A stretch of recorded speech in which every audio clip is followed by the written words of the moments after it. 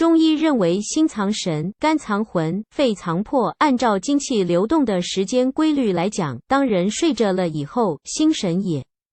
大都休息了，晚上23点到凌晨3点间是肝胆值班，到了夜里3点后就到肺就出来工作。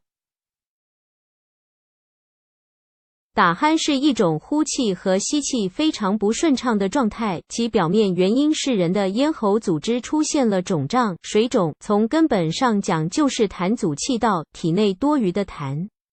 堵在咽喉部、气管、支气管，甚至在肺泡里。有了这些不正常的痰堵塞，与肺相关的呼吸系统自然会妨碍氧气和二氧化碳的正常交换。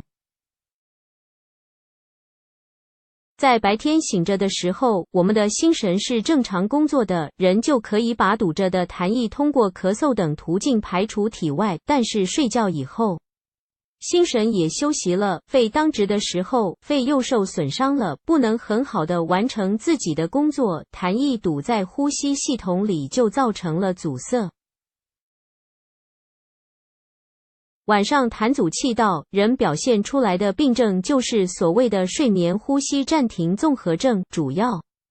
表现是睡觉时憋着不能出气，不吸也不能呼，严重的人甚至会发生心脏的猝死。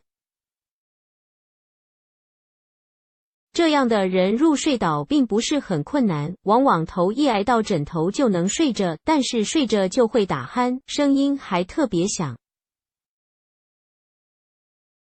与普通人打鼾不同的是，患此病的人在打鼾的过程中就会发生呼吸的间歇停顿，一憋气停顿后就会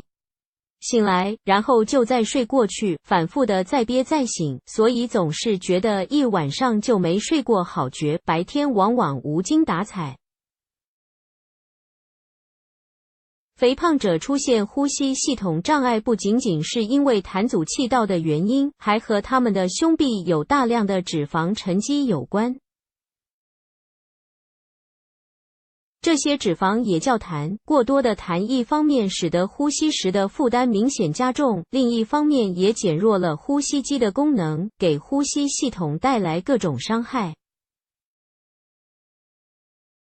除了睡眠呼吸暂停综合症，肥胖的人也容易患低氧血症、肺栓塞、肺心综合征等呼吸系统疾病。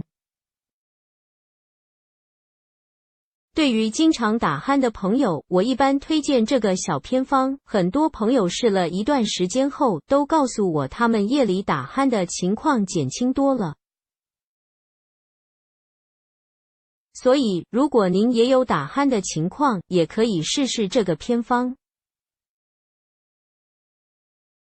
其实这个偏方很简单，就是每天食用白萝卜200克左右，不要去皮，炒菜、炖汤、榨汁或者干脆生吃都可以。白萝卜味甘辛，入肺、胃、大肠经，具有清热生津、凉血止血、下气宽中、消食化滞、顺气化痰的功效，对于咳嗽、痰多的效果特别好。虽然价格便宜，但是其清肺化痰的功效比一些昂贵的中药都要好。一般咳嗽、肺不舒服，生吃些白萝卜很快就能缓解症状。不仅如此，人如果吃多了，身体肥胖，身体里堆积了过多的废物，这个白萝卜也可以有效的把这些东西搬运出去，还可以起到排毒减肥的作用。